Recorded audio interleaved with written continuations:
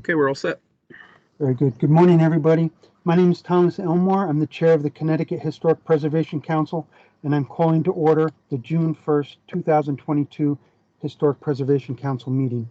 With me this morning are the following council members: Beth Ackley, Paul Burgess, Marguerite Carnell, myself as chair, Margaret Faber, Leah Glazer, Christine Nelson, and Walter Woodward. We have a quorum, so we'll get started. The following is the Historic Preservation Council's forum and review of public comment procedures. Given the online format of today's meeting, and for those who are visitors today, I want to review and explain our procedures. I will read each motion and ask the motion to be moved and seconded. Staff will present the agenda item to the council.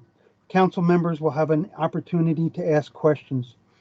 If called upon by staff, a representative of the organization may offer statements or address council's questions. For members of the public who wish to speak to the agenda item, we ask that you identify yourself and your affiliation. After all questions have been addressed and statements made, a roll call vote will be taken. If members of the public have letters and/or written statements they wish to submit for the record, please email them to Jonathan Kinney, and his email address is jonathan.kinney@ct.gov.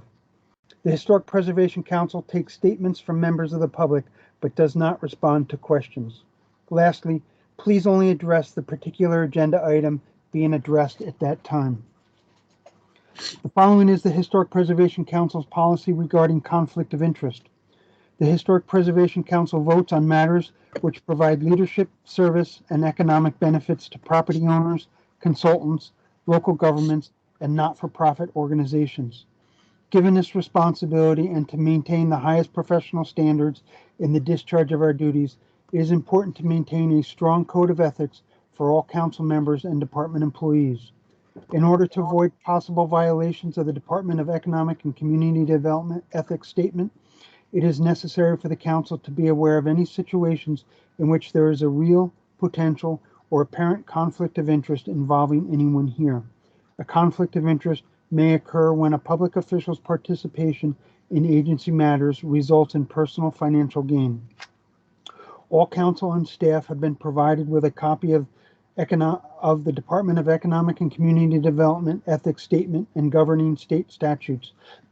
Having reviewed them and today's agenda, members of the council and staff are now asked to disclose any affiliation with entities or projects that may create a conflict of interest as defined by the agency policy and pursuant to Connecticut General Statute 1-79 through 1-89, entitled Code of Ethics for Public Officials.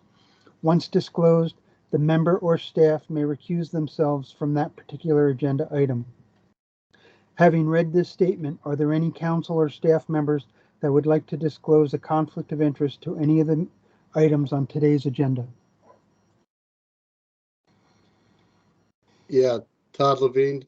I'm the chairman for the Hampton Historic Properties Commission. That's in for a grant, although there's no monetary gain for me, but I'm happy to recuse if necessary. Okay, thank you, Todd. And I see Sarah Nelson has joined us. Sarah? Yeah, thank you, Tom. So I don't believe this is a conflict of interest, but with regard to the discussion item, which is item 10A for Norfolk Music Shed, there's a loose affiliation between Norfolk and Yale University, and one of our residential side clients is a senior administrator at Yale. I have had no discussions about this. I wouldn't have any discussions about this, and there's no connection between our firm and Norfolk at all, but I just wanted to explain I do have a connection to the university. Okay, thank you, Sarah. I would say, considering that you're not personally involved or the firm's not involved with this project, there's no conflict of interest. Is there anyone else? Okay.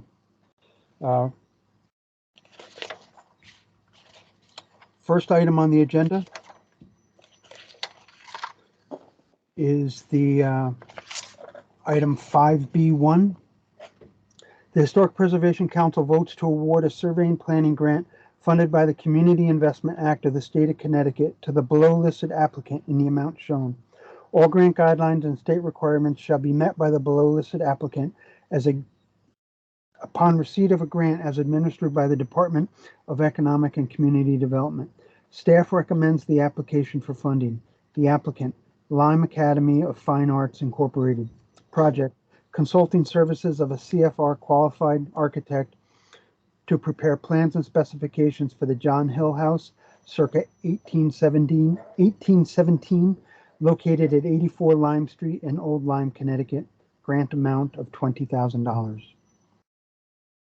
Mary? Hi, everybody. Do we need a motion for that, or, Oh, yes, sorry. I'm sorry. I'm glad everybody else is on top of this today.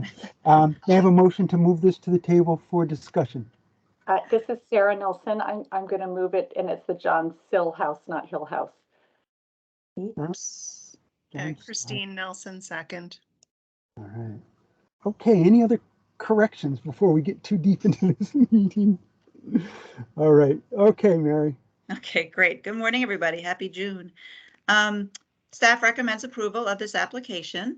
The Lyme Art Academy is actually prepared to go, after this pre-development, they've also budgeted for the construction phase as well. And then hoping they'll come in for an HRF grant from us. But in any case, this is purely for the pre-development part, which includes some hazardous material investigation, and then the actual plans and specifications for work that was identified in a 2012 condition assessment. Maura Rowe is here to answer any questions that I can't, if council has any concerns or questions.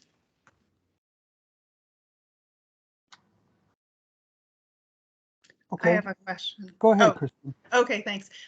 Just on the application, on the brief description of the project, it looks as though the fill-in box cuts off the second paragraph. And so I was just curious about that. And I wondered if, as a part of, it might be too preliminary, but will there be landscaping plans as a part of it? To answer the technical question, it does depend on how you're looking at that application. If you hit the little arrow, you can see the rest of the wording or the narrative. And I hope that that's how it was uploaded to Dropbox. Did everybody else have that same problem? It was part of the application cover sheet, so hopefully. Okay, I did read the whole thing. So. Oh, you did? Okay, Yeah. Great. And then I don't know, Maura, is landscape? So landscape is not a part of this particular planning phase, but we do have and have consulted with landscape architects and planners. And we have 3 board members currently who have pledged to help us with the funding for landscaping. So our first project would be the renovation and restoration of the Sill House. And then while we're in that phase, we would be looking at a full site development for re-landscaping. Mm-hmm. Okay. And there are pieces, within landscaping, there are things on the Sill House like the current handicap ramp that kind of affects some exterior landscaping towards the back of the Sill House. Some of the bluestone, flagstone pathways, the masonry steps, some of those things have some landscaping issues, but the full landscaping plan would happen during the construction project so that after we were done with the construction, we would move into the landscaping phase. Paul, I saw your hand up. I'm not sure if Mary answered this question, but it looked like the drawings were being prepared to a 40% DD or CD level of completion, and if Mary's comment was that they have separate funding to take it through construction, I guess that may address the final drawing preparation. Yes, yes. Actually, the budget that was presented originally in the application included bid documents and even construction project administration. But since this is a pre-development grant, we took those out. But that is just to say that the organization is fully ready to fund the entire project, even after this pre-development phase. Great, thank you. So, Mary, based on what you just said, now I'm really confused. Because on page 3 of 6, it says complete pre-development studies and initial evaluation of existing conditions. The result is a complete preservation scope of work with architectural plans and specs. So where does it get chopped for this project versus future? Honestly, just when it starts construction phase. So included in the original budget was the architect actually managing the bid process, bidding out, selecting the contractors, and then managing the project. So that portion, it wasn't a large portion of the budget overall, but it stops right. Our pre-development grants can fund up to full documents. But the 40%, but they can apply to HRF with just 40% and then refine them after council gives their input. So it does chop off right before finalizing documents and going out to bid and managing the project. Go ahead, Sarah. Sarah, you're on mute. So just trying to pull this together, Mary. So 40% contract documents gets you to halfway through your construction documents. So you're at a point, but you don't have full plans, full specifications at that point. And if the grant will fund all the way up through 100% CDs, it's probably in the owner's best interest to get to a identified stopping point that actually poises them at the end of development services and at the beginning of bid services. That's just my perspective, and Paul, I'd be interested to know your thoughts too. Wait, let me unmute. Sorry, my mute button is very slow. It would be great to have the 100% completion. Is this, if there's room in the grant amounts to do that? I don't see why we would arbitrarily just stop it at the 40%. If the 40% is just so you can have something to go to HRF, versus just completing it under this phase, I think I agree with Sarah that it's to the owner's benefit to get, the full amount. And if you were going to prepare the documents to get you to the HRF application, I think I might call it 100% DD as opposed to 40% CD, because that's an understandable break in architectural services. Okay, that may be the nuance that I was missing. And that's certainly, as I said, Lime Academy has the entire budget in hand, and so we're only providing the 20,000 of that, but I do understand the benefit of taking it further. So yeah. Leah?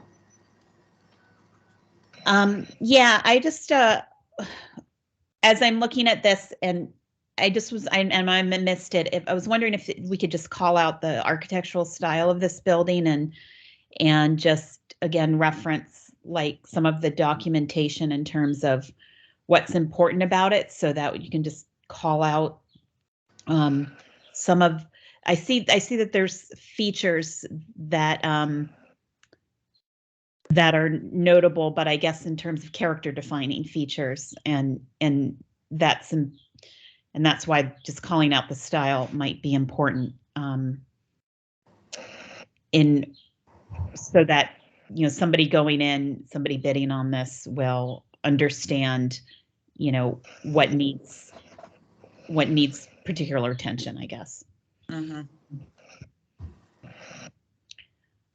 We do make that part of the RFP is a description of the building, as much information as the applicant has on the history of construction. But we can certainly try to be more attentive to getting that as part of the application itself, for sure.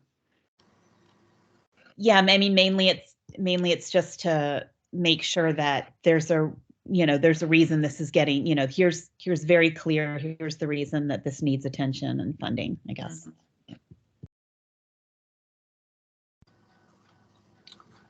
Margaret, I see you have your hand up. I do. I was just wondering why the 2012 conditions assessment wasn't finished, and did we fund it? We did not fund it. I think the narrative mentioned, was it a change in administration or funding? There was a reason why it wasn't completed, and that is why part of this application is to sort of take that and update it. But Maura might be able to provide better clarification on that. Correct. So in 2000, I think it was 14, the Lime Academy of Fine Arts did a merger with the University of New Haven. Now, University of New Haven, I do believe, started some of the work, and then I think they started pulling back, and with pulling back and not completing the process, what has happened is there's been lots of deferred maintenance, and now we're at a point where kind of at critical, in order to preserve the Sill House, we need to definitely address the roof situation that back in 2012 was called out in that report, but never fixed.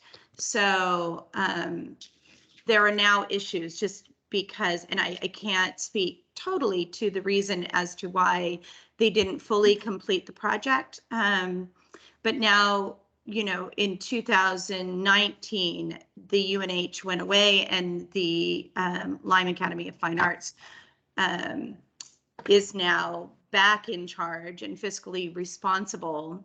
And it is currently being used as a community gallery space for the region arts organizations to show inside of our galleries. And with the masonry steps and the roofing, we are at a state where either we fix them or we have to stop using the building. And it will just continue to deteriorate. So, Maura, before I ask other people further questions, with that change from UNH back to the Lime Art Academy, or Lime Academy of Fine Arts, as a standalone entity, is the organization prepared to maintain the building once Yes, the money is allocated and work is completed? that is correct. And we've been doing simple corrections. We were worried mostly about the roof and getting through this last winter. And when we had roofers come out, they identified that the biggest problem was our chimneys. And so we immediately hired a contractor to come in and remove a portion of our chimney. And then we are now slated to get that work completed to rebuild it. But we have a wonderful facilities team that throughout the entire campus has really been addressing all of the deferred maintenance throughout the entire campus. And yes, so we are definitely dedicated to maintenance and better maintenance than has an done in the past. That sounds great. Good. Marguerite. Yes, I had a question. It noted in the application that there was an HRF grant in 2013. And I just wanted to clarify what that project was. It appeared to be painting and lead remediation, but I just wanted to double check. Okay. we did give an HRF application, and it must have been a small one because we no longer hold an easement on the property. And I actually was looking for information on that, and I didn't see anything in our files except on our spreadsheet. And I don't know if Maura, if you were even around back then. I wasn't around, and unfortunately, our documentation in our files were not great. I've tried to do as much research. I do know that there was remediation around lead paint. I know that there was work done on the foundation. I also know that in the ceiling rafters, there was some work done to kind of rebuild the interior of the ceiling so that the roof had more stabilization. So there was considerable work, and I know that there were some windows replaced. And like I said, I think there was some foundation work. So there was considerable work when UNH first took over. And then the project kind of came to a halt. Okay, great, thank you. Christine? I loved how you called it the gateway to the campus, or the front door to the campus. The building has such a stately presence on the street, and the fence is the iron fence is a remarkable feature that is then echoed in the staircase on the front. I just love that. So I wanted to be sure that that's included in your long-term preservation plan. My recollection is that it's in really great shape, but if you could maintain that, that would be great. The fence itself is in fantastic shape. The railing needs considerable help. Not only, so the masonry steps are literally collapsing going up the front of the house.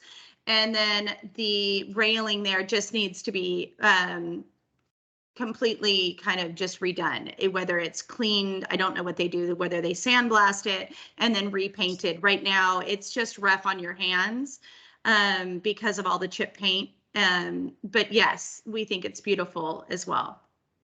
I will say that we have 3 architects currently on this. We have Cassandra Archer, who works for Centerbrook Architects. She's actually on the call.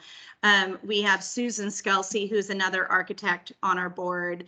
And then on the project is Patrick DeRozier, who is another architect based in New York City, who is part of the project. So we have lots of architects. They all very much respect and love historical buildings. And so it is their top priority to make sure that we retain all the wonderful details of the building.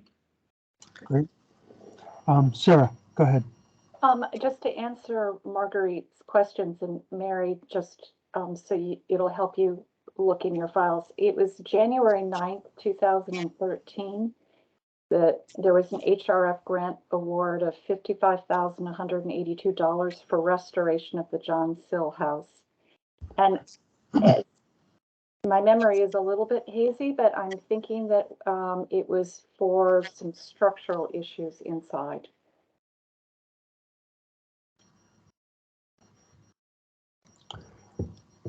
Maura, I have a question for you. Sure. In here, in the application, we see that you've got some budget consulting fee numbers for architects, environmental and construction estimating. How did you determine those? So we initially started reaching out to architects to get a kind of an understanding of what this budget would look like before we applied for the grant, just to see if this is something that we could undertake. And so those are real numbers that we initially got. And I think we have continued to reach out to various architects with a great foundation in historical preservation. And so those numbers we've been collecting over time. Good. Okay. Any other questions from council or staff? No? Then we'll take a roll call vote to approve the application. Beth Ackley, Aye. Paul Butkus, Aye. Marguerite Cornell. Aye. I will abstain. Margaret Faber, Aye. Leah Glazer, Aye. Christine Nelson, Aye. Sarah Nelson, Aye. and Walter Woodward. Aye. Very good. Motion carries. Good luck, Right. Maura. Thank you very much. Thanks, everybody. Have a nice day. Next item on the agenda is 5B2. The Historic Preservation Council votes to award a survey and planning grant funded by the Community Investment Act of the State of Connecticut to the below listed applicant in the amount shown. All grant guidelines and state requirements shall be met by the below listed applicant upon receipt of a grant as administered by the Department of Economic and Community Development. Staff recommends the application for funding. The applicant, Brookfield Craft Center, Inc. Project, consulting services of a CFR qualified architect to prepare condition assessment for the Miller's House, dated 1790, located at 290 Wisconsin Street, Wisconsin Road in Brookfield. Grant amount of $15,000. May I have a motion to bring this to the table for discussion? So moved, Margaret. Second, Christine. All right, Mary? Great. So staff does recommend approval of this application.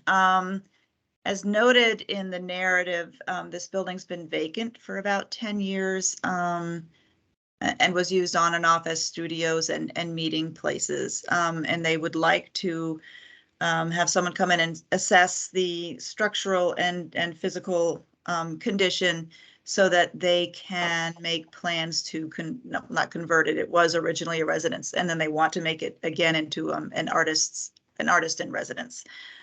So there won't be a substantial change of use, of historic use in the building. They do not have any existing measured drawings. I think they're anticipating a total project cost of about $30,000. I don't think that Howard Lasser is here, but I will try to answer any questions or concerns that council has. Okay, thank you, Mary. Questions from council members? So Mary, I have a question. The application says it's a detailed condition assessment and restoration plan to confirm priorities and cost estimates, and then they're going to go right to qualified contractors. Are there drawings and specs in there someplace? No, they've been informed that a condition assessment is not likely to provide what they will need to go to the construction phase.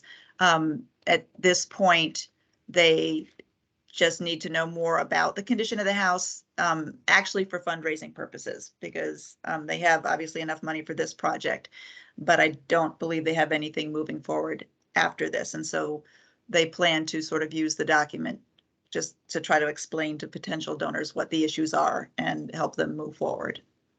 But usually, it is sometimes or often a misunderstanding that a condition assessment will be sufficient to apply to HRF, which obviously, depending on what's found in that assessment, is not always the case. Right. But cost estimates or budget projections are included as part of this. Yes, they are, so that they have an idea of what the scope is that they're looking at. Okay, great. Any questions, comments from council members? We'll take a vote to approve the application then. Beth Ackley, Aye. Paul Butkus, Aye. Marguerite Cornell. Aye. I will abstain. Margaret Faber, Aye. Leah Glazer, Aye. Christine Nelson, Aye. Sarah Nelson, Aye. and Walter Woodward. Aye. Very good. Motion carries. Great, thank you so much.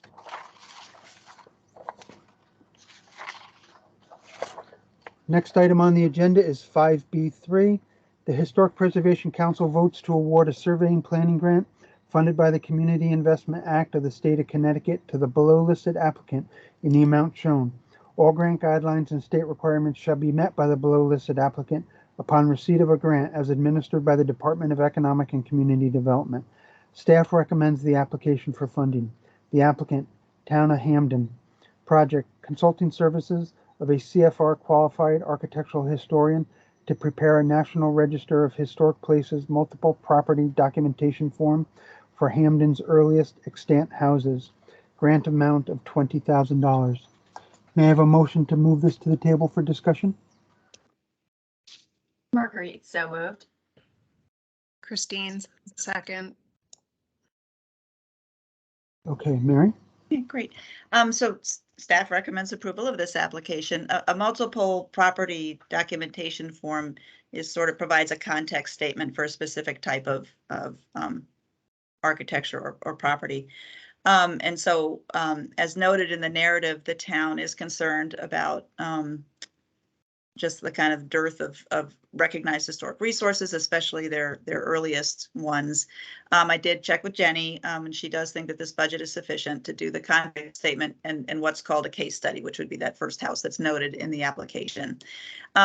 We do have other MPDFs that address, architecture, and so in keeping with our state plan, we're going to want the town to kind of also just look more at the specific regional uniqueness and also demographics, maybe try to look at who lived in these houses or worked in these houses or worked for people in the houses. So it'll go a little bit beyond just the architecture. Paul Geary is here from the town to answer any questions or concerns that I can't. Great. Paul, thank you for joining us. Paul Butkus, I see your hand is up. My question is, if we work backwards, we have the intent of one of the houses going for filing for listing. Is that correct? Yep. Yes. Okay. So when you take out that pool of money to prepare that nomination form, what are we left over with, and how many houses can be documented with the remaining funds? And in association with that, like how many buildings will be documented in this process? It's sort of, if you have to hold out, to get something fully documented and submitted, then is it $500 per building you can go through? It's always this mystery formula of we have a budget and we can identify 5 houses in town that are worthy versus getting a list of here are the 50 houses to what level of documentation. We always ask, are we watering things down too much to get usable information, or just so there's a kind of bookmark presentations, because actually one of our other upcoming items for review has a similar question. Mm-hmm. Well, under this grant is only paying for the study, the context that to which other the context and one National Register nomination just for that one house that's noted. And Jenny thinks it's a little tight but doable. Once the context statement is written, then that will be used sort of as an umbrella for other for other properties that are kind of noted in this application, but aren't actually going to be part of the funding. So it will be a thorough documentation form. Can I jump in, Mary? Sure thing. Thank you, Jenny. The purpose of a multiple property document, the purpose of the cover form is to provide a thorough, substantial, significant statement so that individual listings can occur much more easily in the future. And the reason why there aren't more case studies in this application is simply because $20,000 wouldn't be enough to do the individual listing, additional individual listings along with the context. But the context gets accepted by the Park Service and then forms the basis of the significant statement for nominations that would be coming. So I would consider this to be a phase. You get the multiple property listing done and you do at least one nomination just to make sure that it can be applied properly. So multiple property listings have a statement of context. So you might have more than one context that you're covering, and then also property types. And a National Register nomination that is listed under such a cover would fit into at least one of those property types and at least one of those themes. And so what you're doing is you're making it more affordable and easier for individual properties to get listed from that point that fit into this overarching context. So would this be like a precursor to an historic resources inventory level of documentation for each of those houses? No, this is a different type of National Register nomination. So, for example, we did a statewide multiple property context for modernism, under which we're still listing individual houses as good representations of the modern movement. So we're not doing HRI forms. It's not a survey report. It's a significant statement to National Register standards and a study of all of the property types that fit into that within the entire town. And what you're getting, you're not doing survey forms. What you're getting is the historical significance for those, so that you then can do full National Register nominations. But those National Register nominations, because they're linking into this context that's already described, don't have to repeat that same information over and over and over again. That's why you do these multiple property things. So another example would be like the diners of Massachusetts or lighthouses of Connecticut, something like that. Go ahead, Christine. I was just going to say the lighthouses are the ones that I was familiar with because of Old Saybrook had 2 lighthouses. And so that's where I learned about multiple property designations. You have that story of maritime Connecticut, and then you get the story of each lighthouse.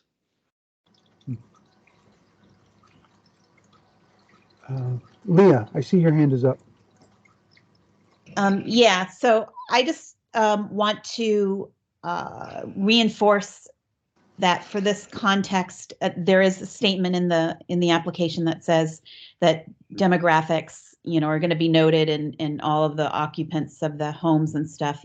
And I just want to emphasize that I think it's really important to do much more than just mention demographics when we're preparing this context. Because I would rather not see just kind of a typical kind of colonial traditional history for this context of all of these older homes.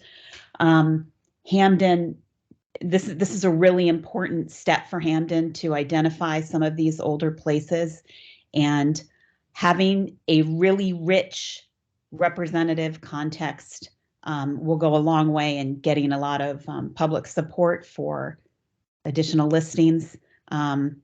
So when drawing up the RFP, I really want to encourage a kind of broader, out of the box, not standard cookie cutter context for this. I think it's really important for a community like this to be as rich and broad based with this socioeconomic and demographic history. So Leah, can I ask a question? Jumping or building on what you're talking about, is that going to necessitate an additional expertise of a consultant? Because that's not necessarily an architectural consultant.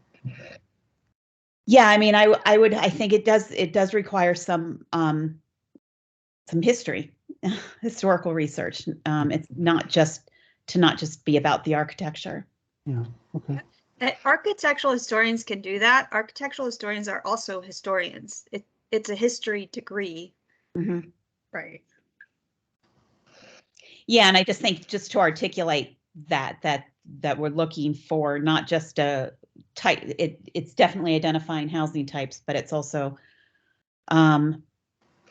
as Jenny said, preparing a context so that when people go and start listing additional properties, that it's going to be very clear that you need to mention all of the inhabitants in this house and the role, this house played in the greater socioeconomic development of the community. That's kind of all framed out there. Sarah, I saw your hand was up and you put it back down. I did. I think my question's been answered, Tom. Jenny, one last question from me. Is this a matching grant? Or Mary? That's a Mary question. Yeah, this is not, believe it or not, we've been looking at this grant since the non-match, the wave of the match days. We've just been going back and forth. And so there is no match for this grant, which is why the budget's a little tight. So yeah, it's a non-matching grant. Okay. Any other questions or comments from council members? Well, Mary, Hamden is a certified local government, so would there ever need to be a match? Is that? Well, this is a survey and planning grant. They will be coming in for a CLG grant. Right. Probably to do, okay. Yeah, the additional. Sarah? I put my hand back up. I think just the thing that I'm concerned about, and I'm not an architectural historian, so I don't work on these, but I go back to Paul's observation about if you're doing a National Register nomination with part of the funds, and I think about what Leah is saying in terms of needing to be very careful that you are as inclusive and diverse in your approach to understand the whole history of Hamden. And then I hear staff saying, well, the budget's a little bit tight. And I think the budget is really tight. And what flexibility is there for chunking this or putting an RFP out into the marketplace to see how much work the consultants tell you that they can do for the fee involved? We could definitely structure the RFP. The contact statement is super important because that's the basis for the NR the subsequent NR nominations. So we could structure it so that we are asking for the significant statement, the contact statement, and we could do an adult for one house to see if that will work. Hi, just a reminder, this is a town-wide MPDF, not a statewide. Mm-hmm. So you do have a finite geographic location, and I believe that it's fairly known what the early properties are. So that makes a big difference if you're going town context versus the whole entire state.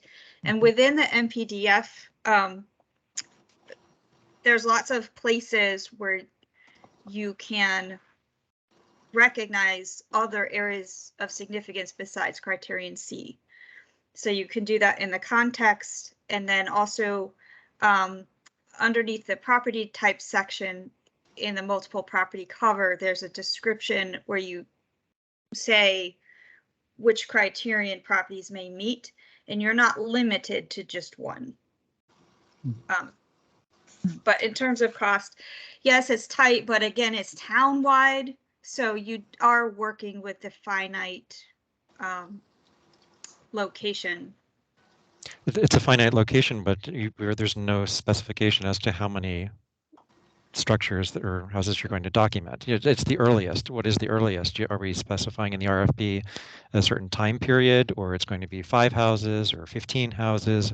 I don't know how anybody would respond to an RFP saying, yeah, I'm going to do the earliest houses, but really I can only document 4 because that's as far as my fee is going to go.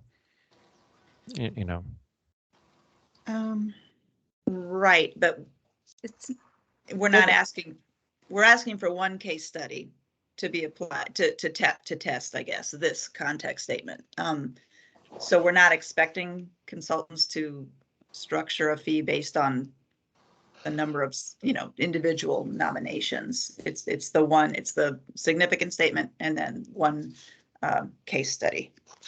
But isn't the context form listing a number of buildings to define what all of those things are and getting to Leah's statement No, about the occupants? context, the MPDF form is a historical context. It's not a listing in of itself. It gets accepted by the National Park Service, but it's not a listing. So you have to actually list real property. So there's only one in this proposal right now. The proposal is to list one National Register nomination right now to make sure that the text in the MPDF applies easily. And then you can come back, you can do districts or individual listings using this cover later. Does that clarify? We're not doing a survey. You do have to know where some things are in order to write the context, but you're not going out and doing survey forms for them. That's not part of the cover. Does that clarify, or are we off track on your question? I think it would be good to see one of these just for our own education on this, because it sounded like we were starting off saying we're going to identify the earliest structures, get the demographics, and who lived in each of these houses, and then of that list, one was going to be taken. So this is sort of like a town-wide kind of description of the demographics over the town, and the historical styles are there, and then here's one house that we're going to list. Yes. Yes. Okay. Yes. And I think it said before 1865 somewhere on there. Is that correct? Or was that just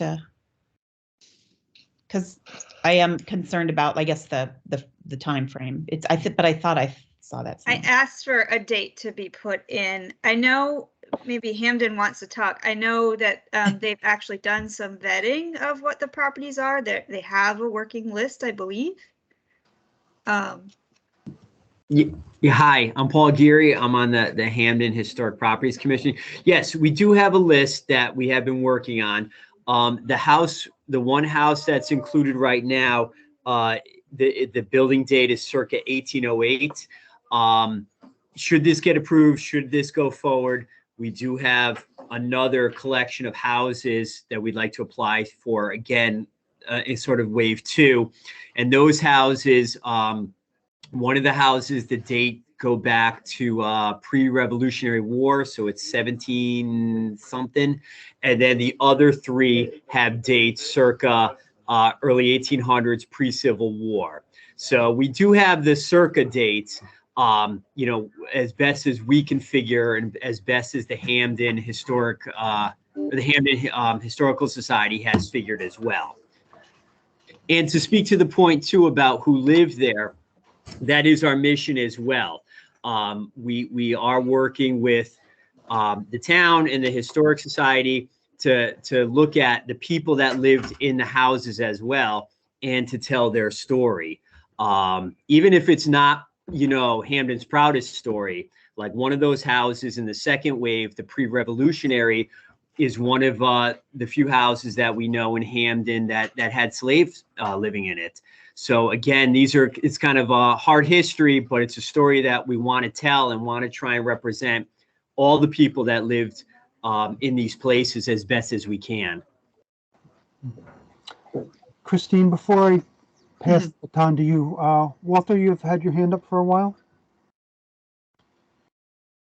Yeah, pardon me. Yeah, I think Leah's point is really important, but I also think it's going to require kind of a rethink of how you go about doing these, because to unpack what you're talking about, Lee, I think is going to require doing, title searches for all of these houses, and then prosopographies of all the people who lived in them. And the context is going to come out from the interactions of various people in various houses. So it seems like it's a rethinking of how you go about doing this, that if you're trying to uncover neighborhood change and impact, that's going to come through multiple searches of multiple houses. And that's a different kind of process, I think.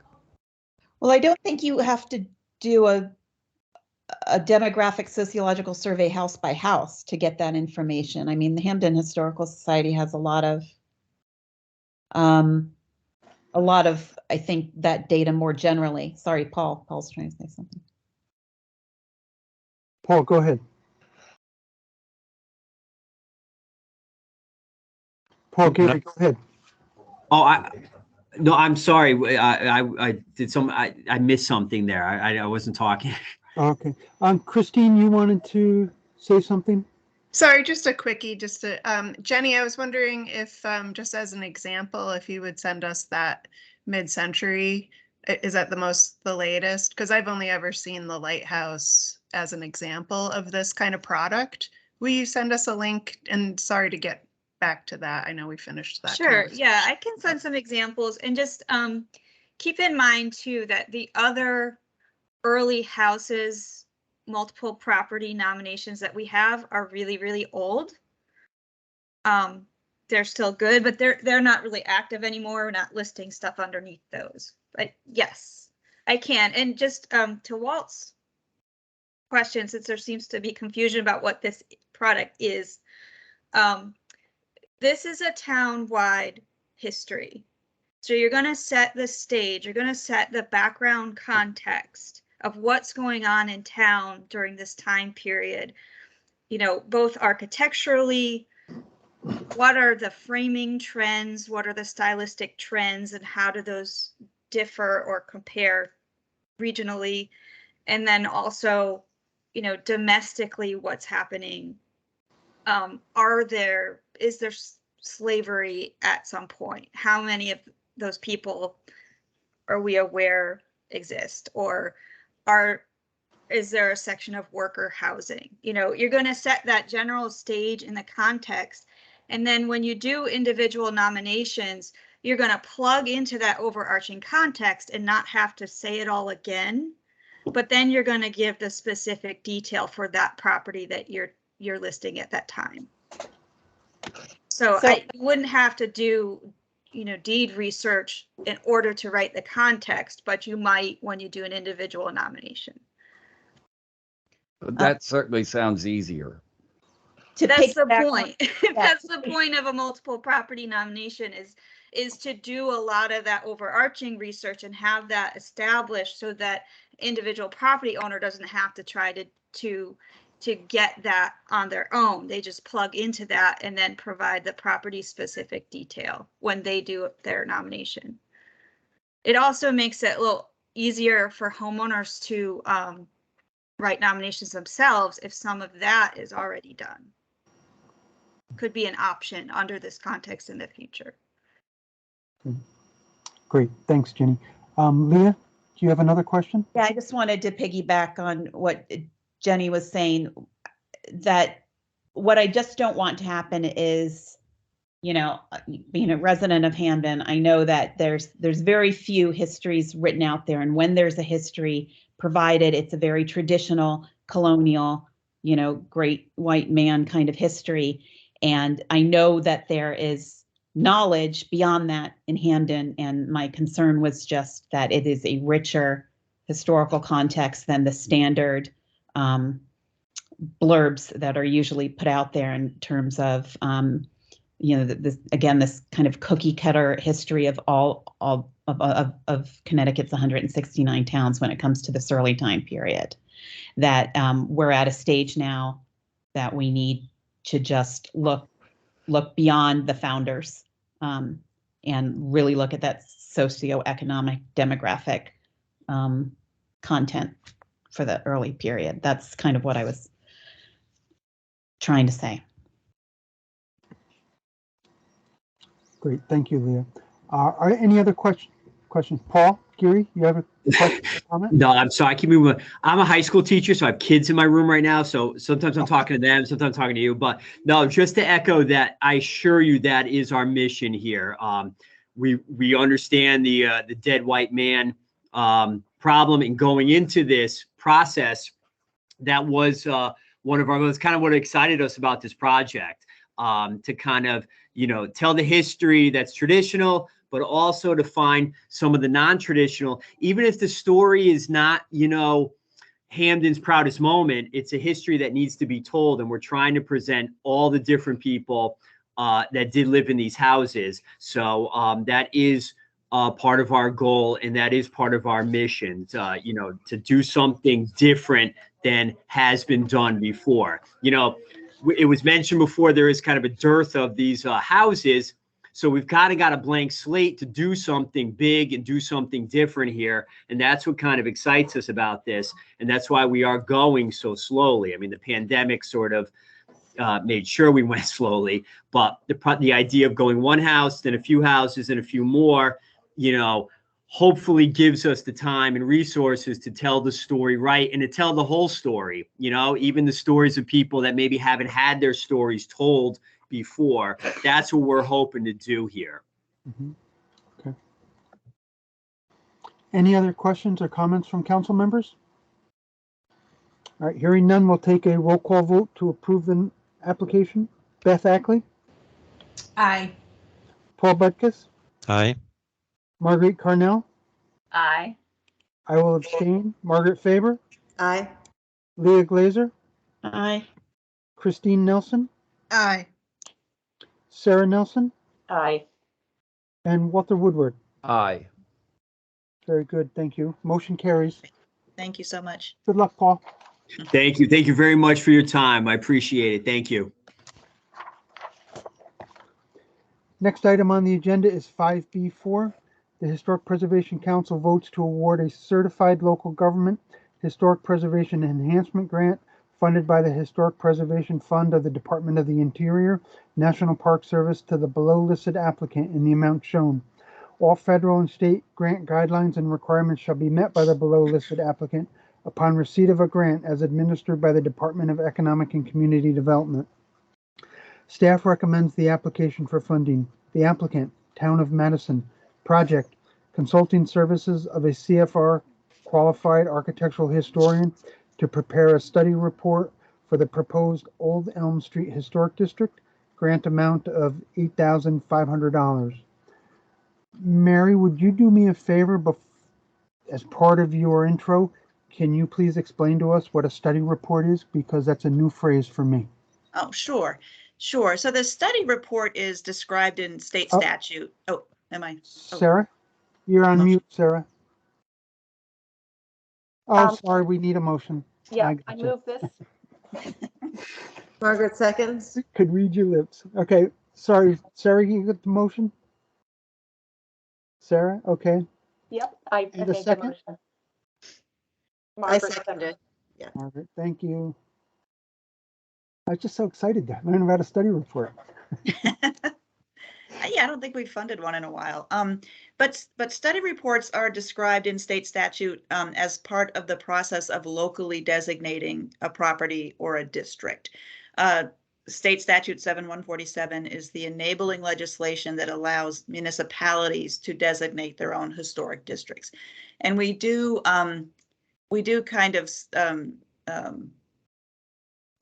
distinguish between, local, state, and national register historic districts, but they're all referred to as such.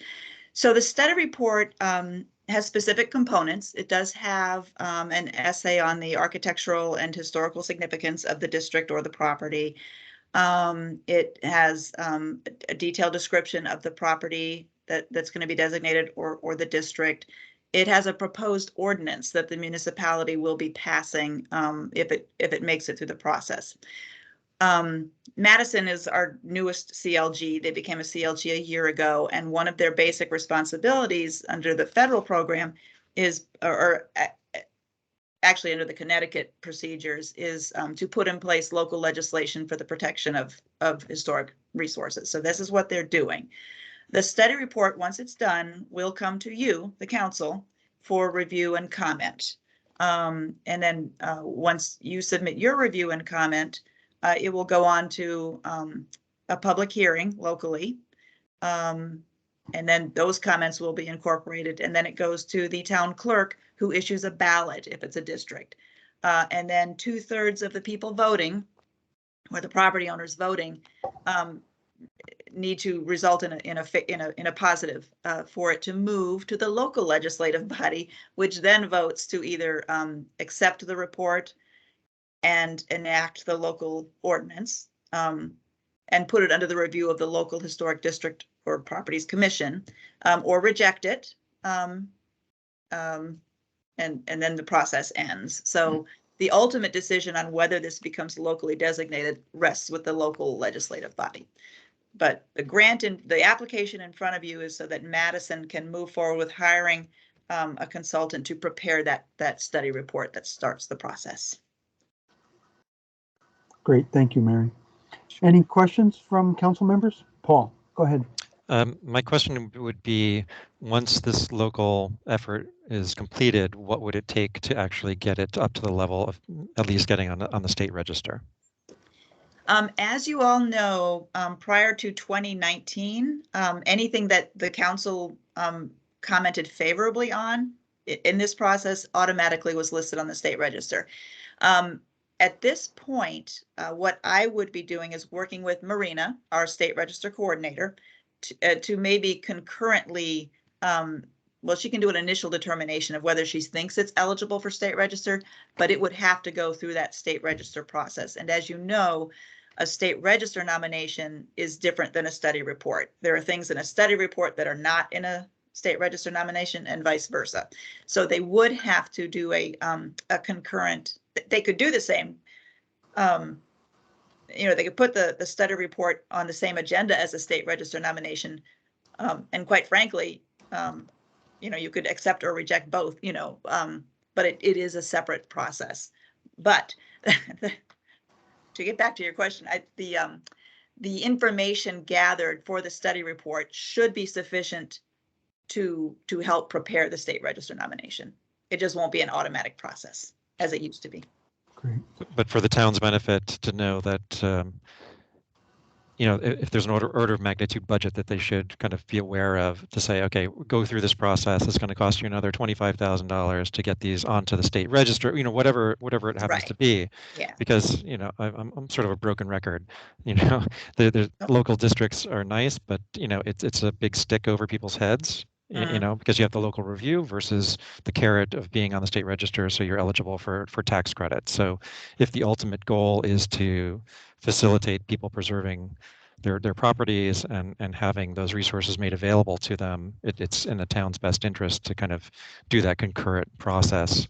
And you may actually encourage people to support creating the local district if they know that at the end of it, they're going to be eligible for something. If it's only, I'm going to have to get approval to change the light fixture on the front of my porch all the time, they're going to say no, or high likelihood versus, well, if I do, I can, have some funding to help me paint the building. There's always that Sure.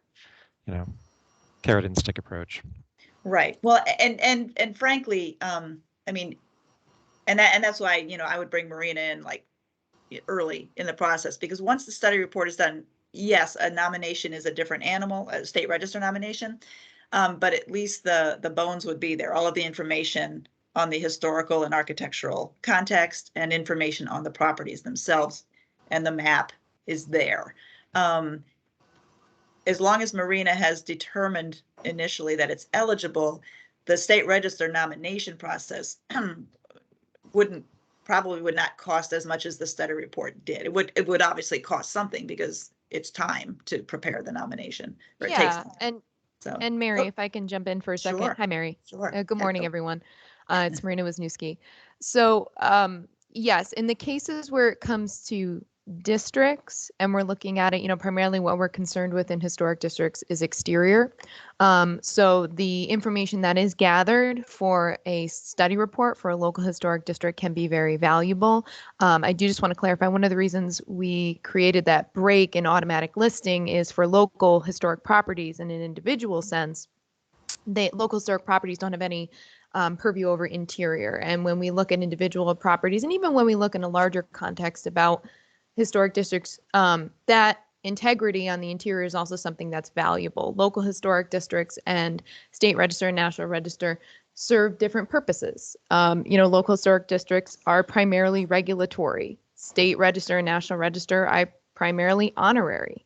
I mean, that's, that's their purposes. And so you guys, have the, have the privilege to, comment on both types of designations, but they are very separate. And so that's why we did separate the automatic listings, because there were local properties that were being listed, and we didn't even have any idea of what the interior looked like on certain buildings for integrity. And so, it may have just been a shell or a facade, and that's all they were concerned at the local level. But for this particular project, because we're looking at a local historic district, we should be able to get enough information that, as Mary said, and similar to multiple property documentation form, is we have a good base of information to build off of, so that that next step for a state register will be less expensive and also more expedient. Okay, great, Marina. Sarah Nelson? Thank you, Tom. So just a few comments. As a Madison resident, I'm superbly thrilled that this effort is going to happen, because the development pressure on Route 1 coming from both sides of Madison, it has an impact on this area. And it's just terrific that the town has reached a point of agreement to go ahead and have a study done. The perspective that I bring is having been the coordinator of a study report effort in neighboring Guilford when I lived there.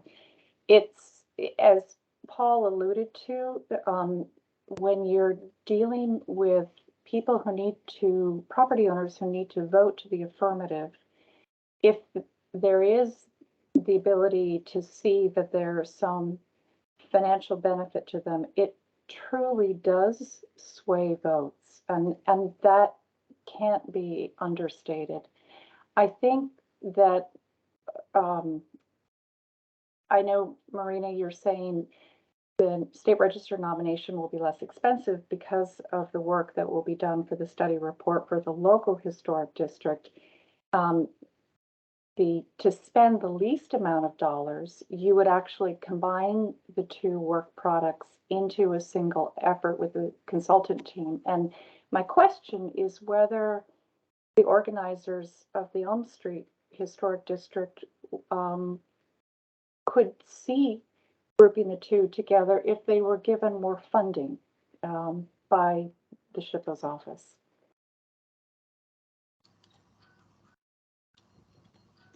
Since that's their ultimate goal, definitely, this is a non-matching grant. And actually, this was originally submitted on a survey and planning grant, but I reminded them that they were a CLG and they could get a non-matching grant, and they were anticipating getting additional funding from the local historical society. So, if you approve this application, I can go back to the town planner and give her these thoughts, and they may, since they sort of had the funding in place when they thought they had to match the grant, they would probably see the benefit of sort of combining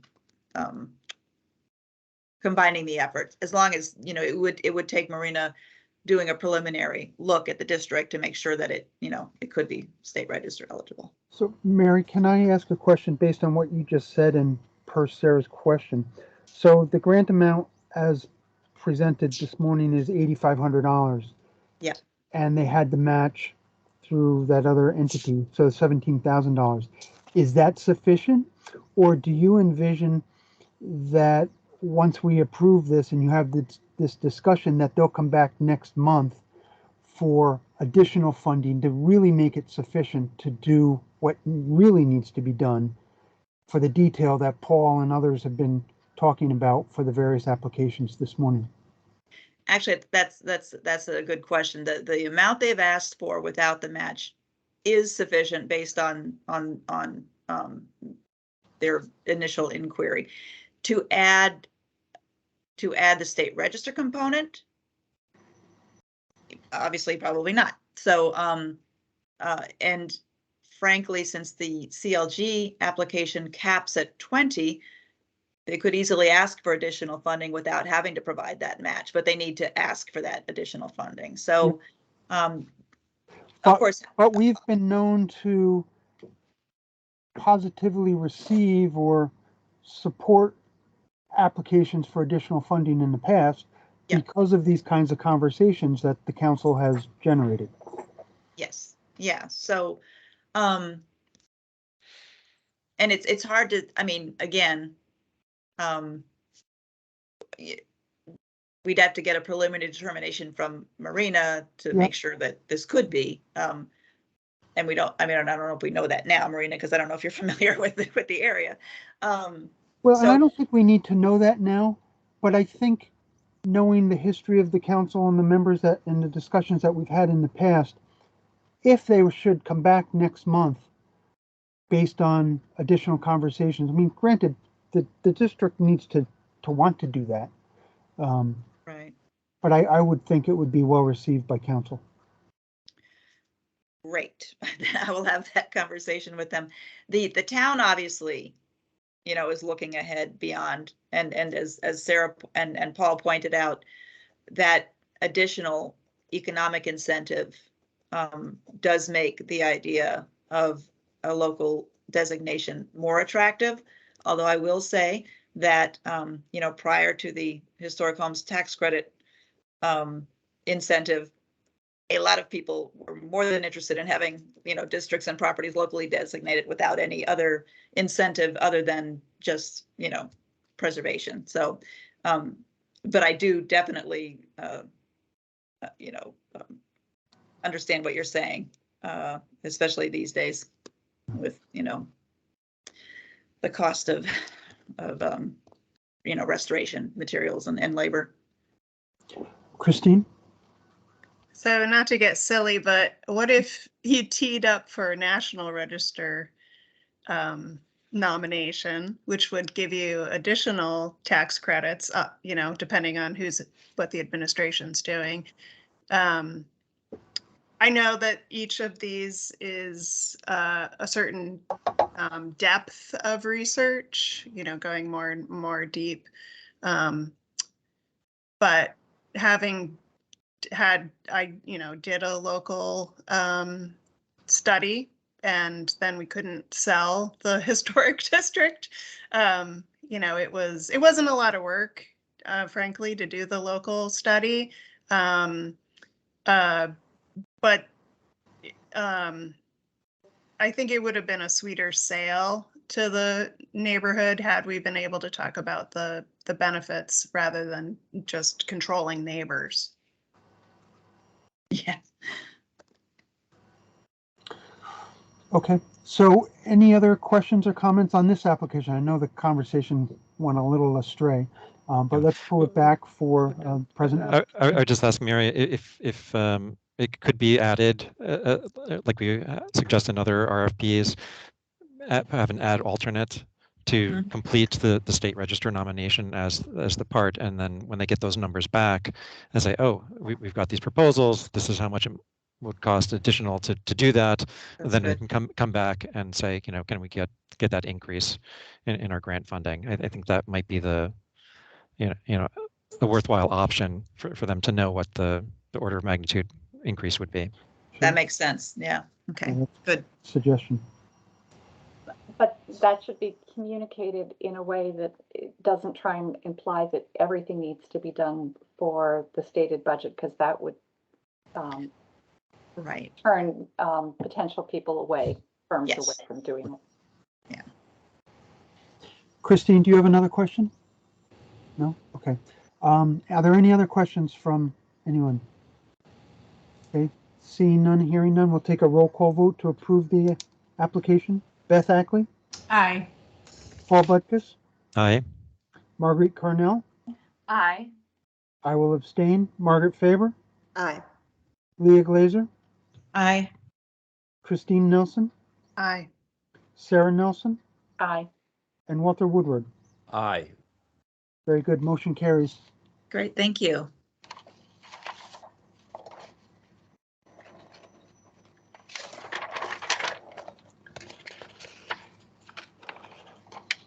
Next item on the agenda is a discussion of threatened properties with Todd Levine.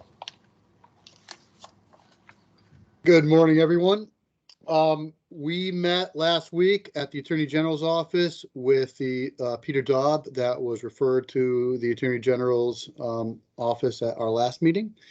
We met with him and talked about options, and we're going to get back to him hopefully by the end of this week. He had suggested moving off-site out of the district. That is very complicated because the barn is 90 feet long. It would have to be probably dismantled, at least in parts. And there is significant loss when that happens.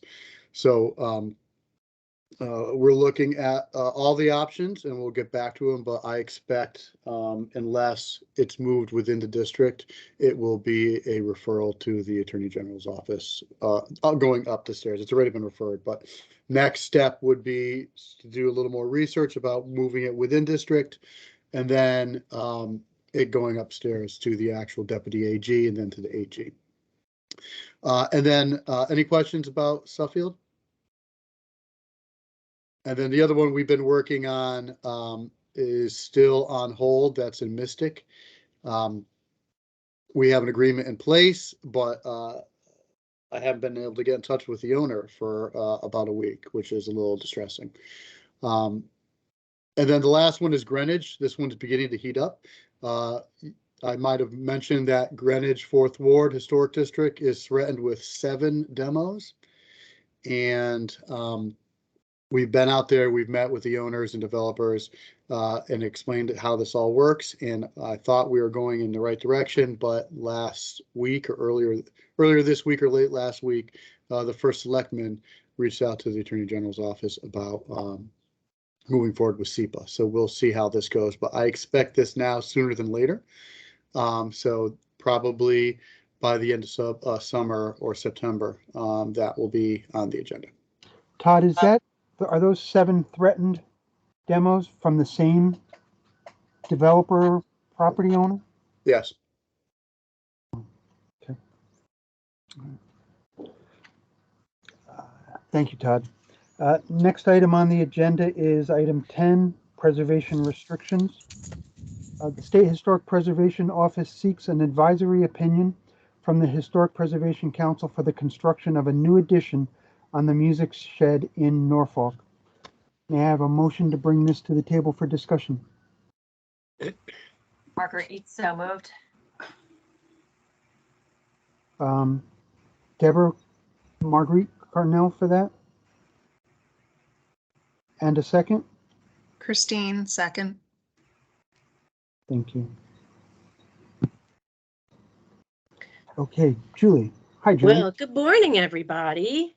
This might be the first time a lot of you have seen my face and presenting here. I am Julie Carmelik, for those of you who don't know. I am the Preservation Restriction Coordinator for the State Historic Preservation Office, in addition to a couple other jobs. But I am here to present a proposed addition to the music shed in Norfolk, which is located in the Norfolk Historic District. Before we launch into that, though, I do want to give you a little bit of background about the program.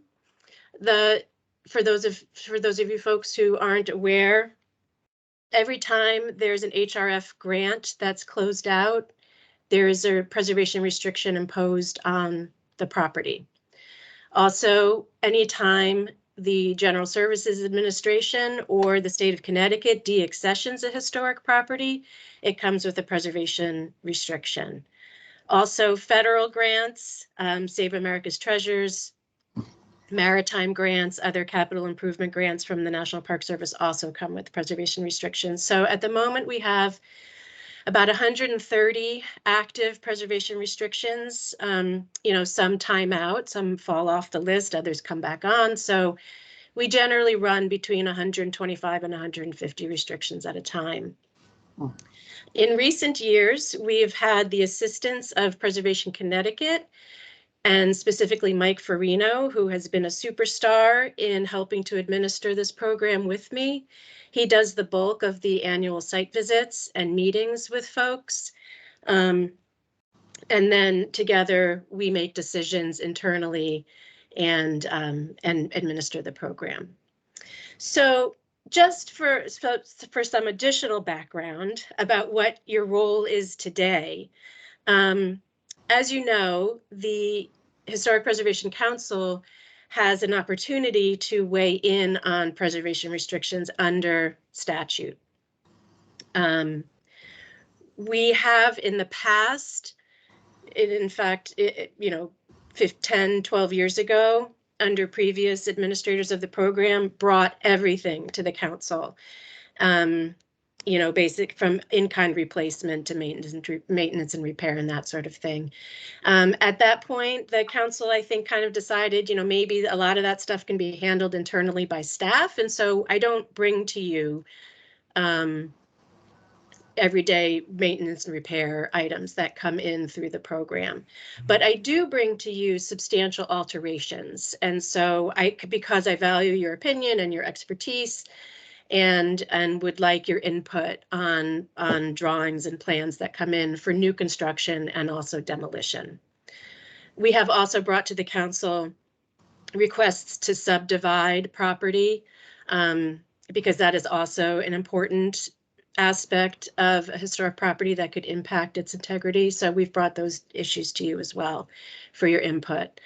So today I am bringing, actually, before I proceed, does anyone have any questions about that or about the role of the SHPO and the restriction program? Okay. So with that, I'm going to go through the plans that were submitted. We also have a new iteration that I'm going to share with you. But before I do that, I do want to share my screen so that I can show. So as we talk, we have a background photo that you can see for the music shed. So this is the current edition, as you can see here. It's the kind of dark shingled edition from circa 1970, and everything to the right is the historic music shed. Can everyone see that photo? I can't see you, so I'm going to assume you can. Okay. Yeah. Yes. So basically, what the folks are proposing to do, and also just so you know, we have Jack Beecher from Yale University and the School of Music on the call. He is managing the site. And we also have the architect, John Martin, on the call to answer any questions. We met, Mike Farino and I met with both John and Jack and a couple other representatives maybe 2 weeks ago now to talk about the plan. As I said in my staff notes, we had some immediate concerns about the addition and its exterior design that mimicked just a little bit too closely the historic music shed. As I included in my staff notes, the standard number 9 really calls for creating new construction that complements but doesn't mimic the historic core. And also I provided some further Park Service briefs and guidance for anyone who wanted to take a closer look. Those briefs and guidance were also provided to John and Jack after the meeting so that they could also review the same material that everybody else was going to review as well. So after the meeting, John and Jack kind of put their heads together and came up with the plan that I presented in the packet, which had some alterations from the previous iteration. In particular, they included the boxed window bay on the west elevation. They removed a cupola that was proposed and altered the window bays as well, so that the window bays, the pattern of the punched window openings didn't mimic the historic core right next to it. So they made those improvements. And now I am also going to share, since that conversation and since the submission of those plans, they came up, Mike and I tried to push back a little bit to try and get even a little bit more differentiation between the old and the new. And they've since come up with another plan that will, and I'm going to share that as well, I think. Let's see, did that work? Yes, we see some elevations. You see some elevations. Okay. Do you see the west elevation down here that has the lattice? Am I showing the right one? That has the lattice work at the hyphen area here? Can you make it bigger for us, please? Yep.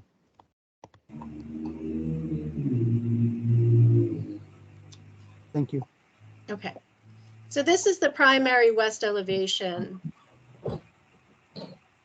And, you know, we had in a subsequent call, I think last Thursday or Friday, Mike and I had made some additional suggestions, again, to try to provide a little more separation between the historic core and the new addition. And one of the things that we suggested, I don't know if you can see in this drawing, the music shed is actually on piers. It's on some cement piers. And we had suggested maybe following this first floor level and everything below that, do something in a different material that kind of complemented the piers in some way.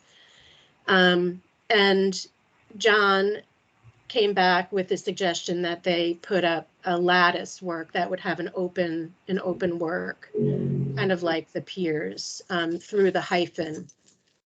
And anyway, so this is their latest iteration of the plan. So I'd like to open it up to the council to see if they have any thoughts or suggestions and see where it goes from there. Julie, just a point of question for you. The plan that you have on the screen right now, is this the plan that we got in the Dropbox, or is this a different plan? So the only difference in this plan is that instead of at this hyphen area, instead of it being shingled, it's got this open lattice work. Okay. That's the only change in the plan that was submitted.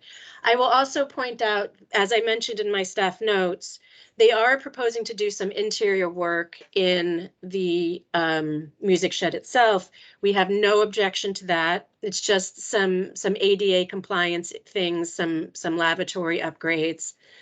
We also have no objection to the size or scale of this new addition. They're an expanding organization. They have a lot of need for some rehearsal space for their musicians that come. So we don't question that the interior arrangement or the program that they have designed for is needed. And the scale and the mass of this addition corresponds to their need. So we don't have any of that objection. Really what the SHPO is most concerned about is whether or not this addition design, the exterior design, goes far enough to differentiate the old and the new without also losing sight of what this property is and how it can complement the historic building.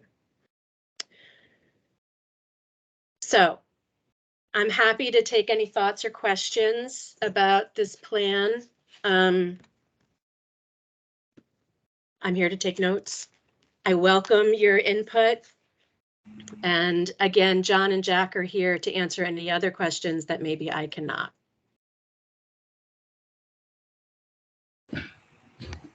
Okay, Beth Ackley. I do have a question to start. It appears, but I just wanted to clarify that the cedar shingles on the proposed new addition would match the historic existing. Is that correct? That's correct. Okay. Okay. And has any discussion been had, or is there a feeling one way or another about potentially changing that siding type, for lack of a better word? We had those discussions absolutely. Yes, we did. We also suggested perhaps a different siding on the boxed window bays to have them pop out a little bit more on the west, and I think it's the south elevation. So we've had those discussions for sure. Okay.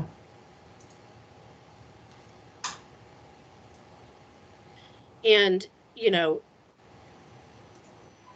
personally, I would certainly come down on introduction of a different siding material, in part, maybe not all of it in a different siding material, but some in a different siding material. That's where I would come down. You know, I'm also hearing from Jack and John that you know, they have a board of trustees and folks that also have opinions as well. So we're all trying to find a balance here. Understood. Thank you. Paul, I see your hand is up.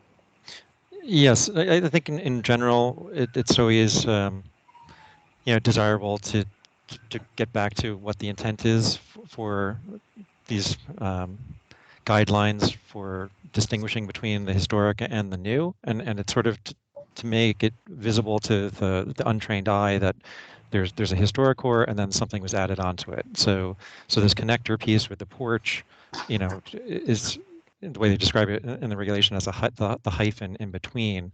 You know, it just kind of sets a visual signpost that says, okay, after this point, it's a new structure.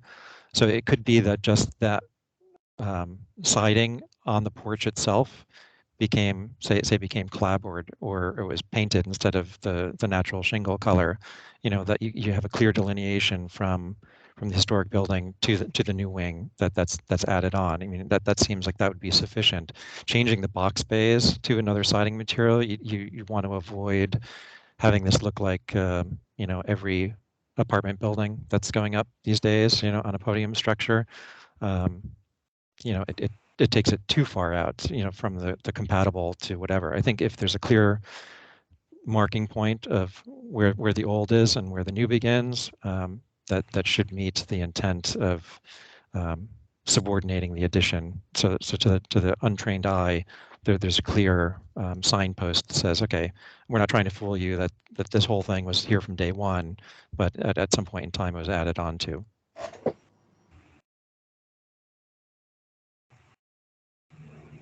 Thank you, Paul. Sarah?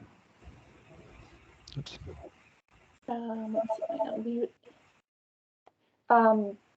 So thank you, Tom. I did exactly what Paul did, is I went back to think, you know, why do we have this requirement in the National Park Service standards? And I was thinking about telling the story of the history of the structure, and also understanding the materials and the construction techniques for future building maintainers. What I think about is that building material science has changed, construction techniques have changed, and that the details of the elements installed, a window constructed in 2022 is going to be very different than a window constructed in 1950 or 1922. Because there are a lot of subtle clues along the way, that we're dealing with materials of a different age. I share Paul's sort of low stated approach that one doesn't have to make something wholesalely different, that perhaps a manipulation of the material inside the porch of the hyphen is enough to communicate a break.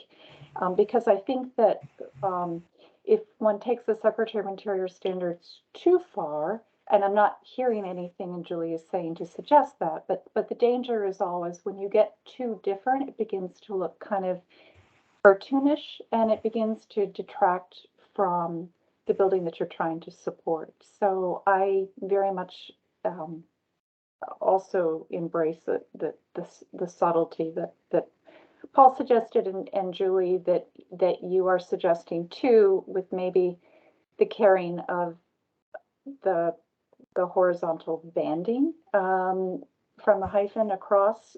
I think what you're really actually talking about there more is scale, that you had a 2-story building that becomes a 3-story building, and you're trying to keep the perception of scale somewhat harmonious. So I think that you're on the right track there, you and the design team. Thank you. Thank you, Sarah. Questions or comments from any other council members? Margaret. Marguerite? I think Margaret had her hand up first. Oh, sorry. Go ahead, Margaret. No problem. So just as a non-architect layperson, I also think that the hyphen and the addition, accomplishes the mission that, to differentiate and complement the existing structure. And I just wondered, is the cement, is that a cement foundation, an exposed foundation on the addition? Yes, those are concrete pyramids. Basically, when you get towards this elevation of the building, it's about 7 feet above grade to the bottom of the structure. Thanks. That's on the historic core, Margaret. Yeah, I just wondered on the addition. The new addition will be on a concrete pad, right? Right, it's not going to be elevated. That's more conventional concrete. Yeah. Okay. Thank you, Margaret. Thank you. Marguerite? Thanks, Tom. So I was wondering if there had been any discussion, Julie, focusing on differentiating the new from the old in relation to the window style from the drawings that we're seeing here. They're multi-pane casement windows, old and new. Is there any detail that is differentiating them? And if not, what about considering doing a slightly different window type, saying, a larger Muntin type or even single pane per casement? So we talked about almost everything. I think Jack and John can attest. We threw a lot of ideas out. John, if you want to chime in and give your thoughts, feel free at any point. I don't want to steal your thunder, but we did talk about a lot of different things. Yeah, we felt it was quite important to keep some similarities so the building still looks like it belongs here and is part of this complex. I think those windows are very compatible with what's there without being exactly the same. And I think using the same materials and similar looking windows is a much more compatible design without looking like it's a copy. And I will say I'm sorry, Marguerite, I will just add that the window configuration has changed since the first iteration. The first time we saw the plans, they actually had the same 2-bay configuration at this west elevation with the same window configuration. So it has changed. I was just wondering if perhaps the architect could describe the difference between the new windows and the old. What is the differentiation? Well, as you can see in the elevation, there in the bump out area, there's a pair of windows mulled together as opposed to the single units. And on the two sides, they're much smaller windows that are used. And what's the material, John? Will they be wood? Will they be aluminum clad? There'll be aluminum clad windows. The existing windows are all painted white. These will match the white color, but they'll be an aluminum clad. Sarah? Just a question that occurs to me as I'm looking at the facade, the sort of section of the facade. There's a duplication on the existing building underneath the cupola. The first floor windows and the second floor windows are the same size and the same layout.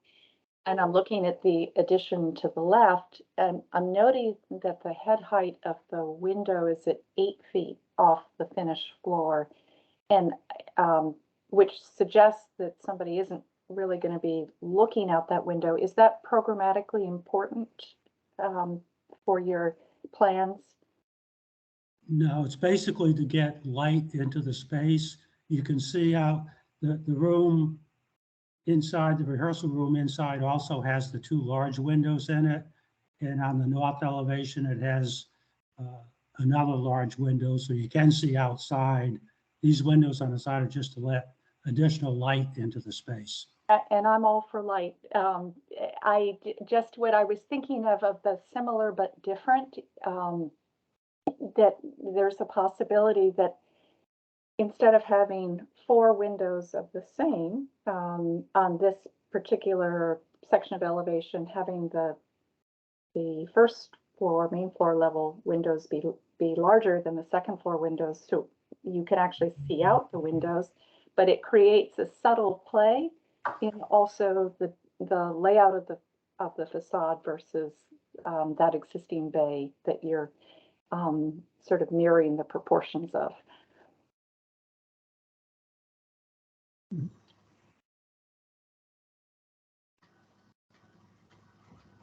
Thank you. Any other questions or comments from council members? Christine? I grew up in this area, so I'm really familiar with the whimsy of the architecture in Norfolk. As much as I agree with Paul on the box bay being a little overdone with apartment buildings right now, but it's very common on the structures in this neighborhood. And a lot of the buildings surrounding the music school are actually a part of the original estate of the family that donated this property. So you see it quite a bit. But I think that there is a lot of opportunity to differentiate this in a way that is innovative. Just because the exteriors of the properties in the area are so, I don't know what to say except whimsical. They're really not cookie cutter. Every home, these were industrialists' summer homes in a period they're not quite shake architecture. They're not as feminine and fanciful, but they're still very personalized. So I think that there's a lot of opportunity here with this addition to do some simplifying of the exterior in a way that differentiates. And I think you're on the right track. Really, I would say also consider a color, as Paul suggested. You know, we've got obviously the Greenwood Hall is green, but there are lots of very colorful houses in the area. Thank you. Could I just speak to that for a minute? Absolutely, John, go ahead. I think we have to also look at this in the larger context of the whole campus for the school. We have 3 structures out there that would kind of be classified as barn type structures as opposed to the houses and cottages that are out there. And all 3 of those structures have wood shingle siding on them. And I think we'd like to maintain that consistency on the campus of those 3 similar type structures to be consistent and not start trying to muck them up with a bunch of other stuff that's really not appropriate to a barn type structure. Thank you. Thank you, John. Sarah, is your hand up again? No, I forgot to put it down. That's fine. Any other, Marguerite? Yeah, I actually don't have a problem with continuity of the shingles continuing on to the addition if there are other ways to differentiate it. You know, one of the character defining features, as I said, you know, is a window, and if those could be differentiated more, I personally would be okay with keeping the shingle siding pretty much as it is. Thank you, Marguerite. Any other questions or comments from council members? So Julie, this is an advisory discussion or opinion from council members. Have you gotten what you're looking for? Do we need to vote on something, or is this just an open conversation? Because this is new to me. I don't know of this kind of discussion. Yeah. 3 years. So what we've done in the past is we've moved away from an approval process and more for these larger things and more towards a discussion. But your comments weigh heavily on our ultimate decision, as I've explained to John and Jack. So what I am hearing is that, you know, like the SHPO, nobody's objecting to the idea of an addition or necessarily the scale of the addition, but that there is thought that adding some more differentiation to the current plan would be helpful, whether it's to the hyphen or, you know, whether it's to the hyphen through painting or a clapboard or other different material, or through the window configuration in the main addition piece. I am hearing that folks would think that would bring it more in conformance with standard 9 and the new for new construction. Julie, I think I just want to warn you, design by committee is extremely difficult. And so what I'm going to do is go back to John and Jack and see if we can, you know, incorporate some of these suggestions under your recommendation, because it does require SHPO approval ultimately. So somebody is going to approve it in this office. And so we just need to see if we can provide a little bit more input into the design. Right.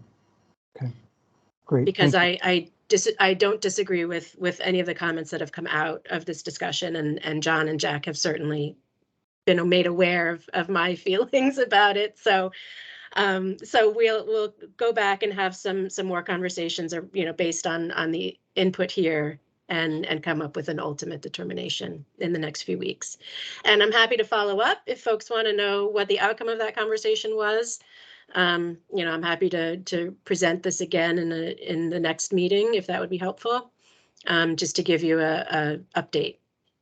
John and Jack certainly do not need to be present because they will already know our determination. I think that would be great. Yes, thank Okay. you. Sure. John and Jack, thank you very much for attending. And Jack, I see your hand is up, so go ahead. Nope, you're on mute, Jack.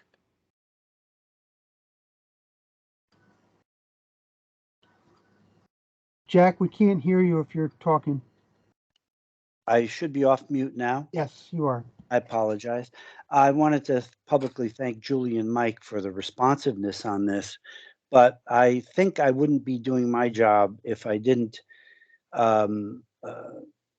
if I didn't mention how significant the building is in the eyes of the trustees.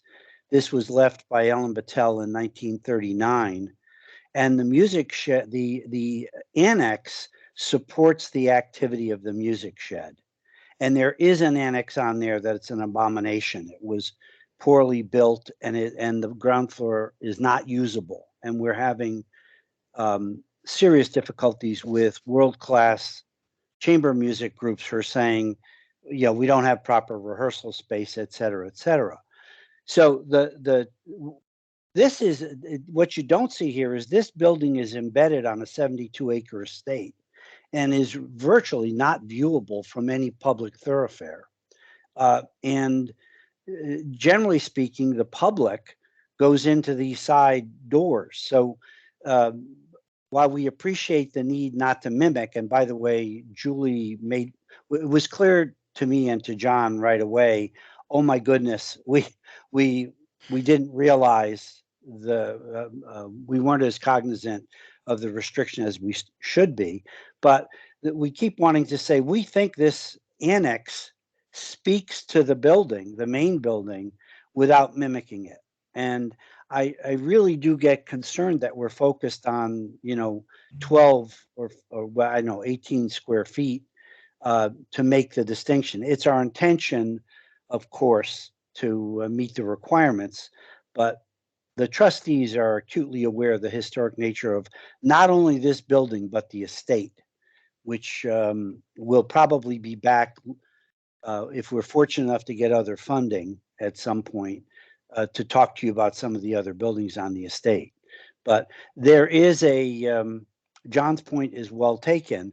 This is one of 3 buildings that talk to each other. I'm not an architect, but this is one of 3 buildings that talk to each other. The Eldridge Barn, the what we call the Art Barn, which used to be a stable, and the Music Shed, which was designed for this location. So I appreciate, and Julie and Mike and we have been working together, but I'm not sure how much we want to delay based on this 18 feet or 20 feet. And we've got an $8 million project swinging on this. So we'll talk with Julie, but I don't want to lose the project. I mean, we'll paint it red if that's what you demand, but I don't think that's what anybody really wants. And I have to figure out the trustees and the people who are donating. The donors have not said anything about the design, which I think is very important. The last building we did was the Art Barn, and it won a Connecticut AIA award. And it won that award, in my opinion, because as we did the building, we revealed its history and essentially stopped the project because the history was more important. We feel the same way about this. And again, I think we're kind of focused on a very small area, but you have command. I hope you won't require too much of us here. But thank you for putting us on the agenda, and also thank you for your service to the state. My wife did. I always tell people my wife was on the Board of Education, and I know that you're very well paid, and that I do appreciate your participating in this council and the work that you do. So thank you. Thank you, Jack. So Julie, I think we're all set. John, thank you for your input and your sitting through the meeting with us. Appreciate that. Thank you. Appreciate your time. Thank you. Thank you. Next item on the agenda, the report of the State Historic Preservation Office. Jonathan Kinney. Thank you, Tom. Good morning, everyone. I have a very brief report today, just 2 quick points for you. The first is that Councilmember Leah Glazer has been reappointed by the governor to her 2nd term on the council. That got backdated to 2020. So Leah's new term will expire in 2024. We also have 3 council members whose terms are expiring at the end of this year. So I'll be reaching out to you. I believe it's Marguerite, Tom, and Christine whose terms are ending this year. So I'll be reaching out to you to talk about a 2nd term as well and getting that moving forward. This is all part of my ongoing effort to make sure all terms and appointments are up to date on the council. Again, those 3 members, I'll be reaching out to you shortly to begin that process. The second thing I had is I just wanted to make council aware that it looks like starting in July, SHPO staff will be in the office on Wednesdays, and that is part of a larger departmental initiative to have the staff in on Wednesdays. So if you're looking for us or if you want to visit us at any point in person, it looks like starting in July, we will be in the office on Wednesdays. That is all I had since I just reported to you a few weeks ago, but thank you, and I will turn it over to Liz. Great. Thank you, Jonathan. Liz, report on museum properties. Hi, everybody. Good to see you. I apologize for missing the last meeting. Just a quick update. It's never quick because I love it, but unfortunately, the museums have been unable to get a full seasonal staff complement this year, which is actually the 2nd year in a row. So this year we're going to be We thought we had 6, but we will have 5 seasonal employees. We did want 8, and that is what we consider to be a full complement. So some of them will have multiple reporting stations.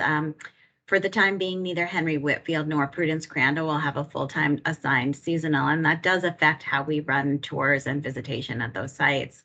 Super, super thankful to have staff member Jody Paulsgrove, who's gonna basically pinch hit for staff at the museums as needed.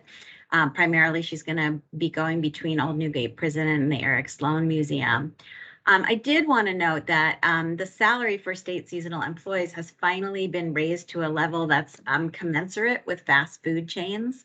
But unfortunately, we were unable to advertise the positions this year with the new salary. And I do think that that might account for the low number of applicants. It's sort of a frustrating thing working with the state. I'm sorry to interrupt. Could you tell us what the range is? Because I've seen it at like $13 an hour. And Yeah, so the range prior to the raise was between 11 and 14, and now I think the starting salary is a little over 15. So 15, I think it's 15 to 17 something.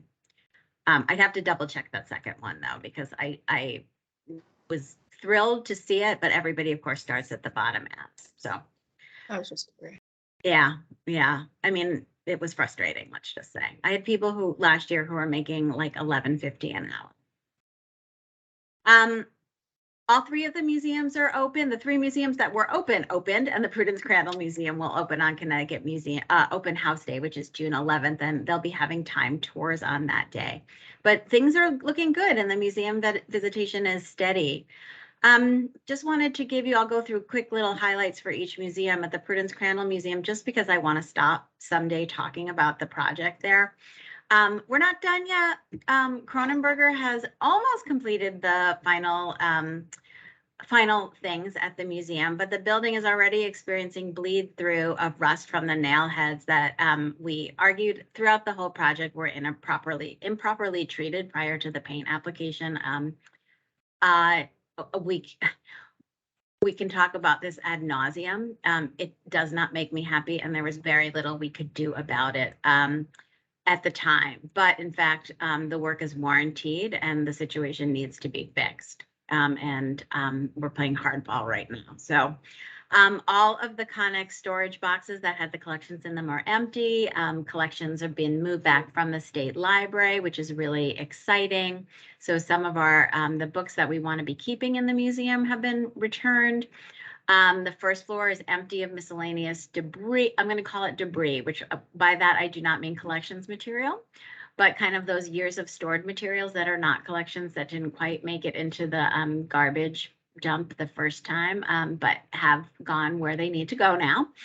And exciting, the first draft of the new exhibit interpretive script has been approved for production of the exhibit panels. So that's really exciting. And we're meeting with the designer on Friday. We're using the same designer that we used for the interpretive text at Old Newgate Prison, because we'd like to have these labels to have a similar feel, so that we can sort of subtly make the connection that we have 4 state museums and they are connected. But these are all, these initial panels are all going to be mobile. They're designed for flexibility in the space, and we're going to be testing them for the season, collecting evaluation forms. But we just want to shout out to Joni DiMartino. This has been a huge task. So Newgate is going to be the site of the Prison Arts Program annual fundraiser next week. There's going to be an art installation and a lot more. This is a big gala, and this is the first time we've hosted a gala, and this is an organization that we consider to be our partner. In addition, this year, the Justice Dance Performance Project Ensemble, which used to be the Judy Dworin Performance Project, will be presenting, and this will be familiar to you, Beth, Emergence on June 24th on site. And this is a piece that was originally commissioned by the Harriet Beecher Stowe Center. It's a dance piece. It's a movement piece framed by the words of a man named Albert Woodfox, who endured 43 years of solitary confinement for a crime he did not commit. And it joins with the voices of the contemporary men and women in and outside of prison. So we're really excited about producing this on on the grounds of the prison. The performance is being funded through the Connecticut Cultural Heritage funds that the museum received from Connecticut Humanities. And then finally, a little bit more pragmatic or prosaic. You might remember Newgate received a Save America's Treasures grant for the stabilization and access to the 4-story cell block. We did receive only one response to the RFP that we put out, but we're pleased with the proposal. And I can't announce the contractor yet, but I'll be happy to share sort of the news and updates with you, hopefully at the July meeting. At the Henry Whitfield Museum, the museum will take part in Make Music Day, which you've heard me talk about in past years. This is an international celebration of the power of live music. It takes place every year on the summer solstice, June 21st. And this year, really psyched, we've had a lot of little community bands and some amazing musicians, but this year, we're going to be hosting a concert from a band called the Afro-Semitic Experience. And this is a group that combines spiritual, sacred, groovy, moving, and sassy musical moments. That's from their website. I did not come up with all those words myself, but we're super happy to have them. I'll throw their website into the chat when I'm done, just if you want to check it out. That's June 21st. That's a free concert in Guilford if you want to head out to Guilford. And they are funded by a portion of the grant from the Connecticut Cultural Heritage Fund from Connecticut Humanities as well. Meanwhile, the museum has been fighting termites in the visitor center. Treatment is underway, and honeybees in the chimney, kind of cool, but deemed as simply visiting by a local beekeeper. So we're not too stressed out over that. We've had a steady stream of visitors that the 2 staff members over there have been working with, giving tours, but at the same time, they're busy writing text and designing a new introductory exhibit for the education shed, which is going to be the first test of the museum's new interpretive plan that is going to put the Henry Whitfield House squarely into its colonial revival context. So excited about moving forward on that project. Eric Sloan, word is spreading about the new Eric Sloan Museum. Andrew Rowand out there got an email from Representative Maria Horn asking if the museum would accept a citation from the state in honor of its delayed birthday celebration and reopening, which of course we said, sure, we would love to accept that. So people are beginning to pay attention with what we're doing. There's a little bit more press out there. And the museum is going to celebrate the July 4th holiday for the most part on July 2nd with like a big party. This is our sort of delayed celebration, but we're not really calling it that. It's going to have live music. And if you're a country dance music follower, Dave Payton's band is going to be there. They're really well known throughout Connecticut, Massachusetts, Vermont, New Hampshire, Maine. 2 craft and trade demos going all day. There's going to be an interpretation of the cabin, food for purchase, and patriotic cupcakes that we'll have. So, and we're really excited, and this is kind of a big deal, you guys. We're going to be welcoming Charlene Thacker back to the museum for the first time since I've actually been with the state. And not Charlene, Charmaine. I typed it wrong in my head, known as Cha-Cha. She is Eric Sloan's last living stepchild, and she's coming with her family. So we're really excited to welcome her. She's very excited to be there. And they will host the traditional bell ringing, though, on July 4th, which is when it's usually held. So that's my update. Happy to take any questions that you might have, but things are moving along. That's great, Liz. Thank you. Next item on the agenda is liaison with public and private agencies. Good morning, everybody. Jane Montanaro at Preservation Connecticut. Good morning. I just wanted to draw your attention to a couple of events going on in June. On Sunday, June 5th, at the Blackstone Library in Branford, the New Haven Preservation Trust is having Chris Wiegren from Preservation Connecticut and Jenny Schofield of the SHPO office do a presentation on Connecticut's landscape heritage and Frederick Law Olmsted's heritage. They're going to report on updates of the survey in New Haven County and talk about the importance of recognizing historic landscapes and the Olmsted firm's philosophies. And that's an in-person event, so I encourage you all to make a reservation and attend that. The following weekend, on June 11th, we're having a gallery opening at the New Britain Art League, we did a photo contest of historic landscapes. So this is our kickoff meeting.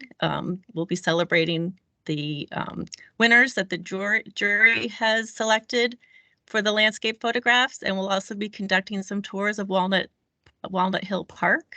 So also continuing the Olmsted celebrations.